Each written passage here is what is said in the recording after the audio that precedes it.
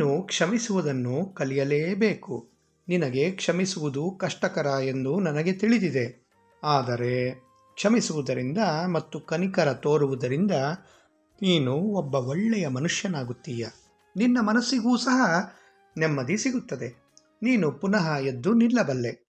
ನಾನು ನಿನಗೆ ಅಷ್ಟು ಶಕ್ತಿಯನ್ನು ಹಾಗೂ ಧೈರ್ಯವನ್ನು ಕೊಟ್ಟಿದ್ದೇನೆ. ನಾನು ಯಾವಾಗಲೂ ಹೇಳುವುದೇನೆಂದರೆ, ನನ್ನಲ್ಲಿ ಮಾತನಾಡುತ್ತಿರು.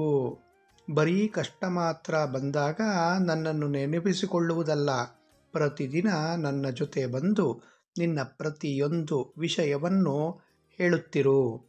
ಆಗ ನಿನ್ನೊಳಗೆ ಯಾವ ಋಣಾತ್ಮಕ ವಿಷಯಗಳು ಇರುವುದಿಲ್ಲ. ನಾನು ನಿನ್ನನ್ನು ಪ್ರತಿಕ್ಷಣ ಆಲಿಸುತ್ತಿರುತ್ತೇನೆ. ನಿನ್ನನ್ನು ಬಹಳ ಪ್ರೀತಿಸುತ್ತೇನೆ ಕೂಡ. ಆದ ಕಾರಣ ನೀನು ಒಬ್ಬನೇ ಎಂದೆಣಿಸಬೇಡ. ಖುಷಿಯಿಂದ ಇರು, ತುಂಬ ನಗುತ್ತಿರು. ನನ್ನ ಬಹಳವಾದ ಆಶೀರ್ವಾದಗಳು ಸದಾ ನಿನ್ನ ಮೇಲಿದೆ.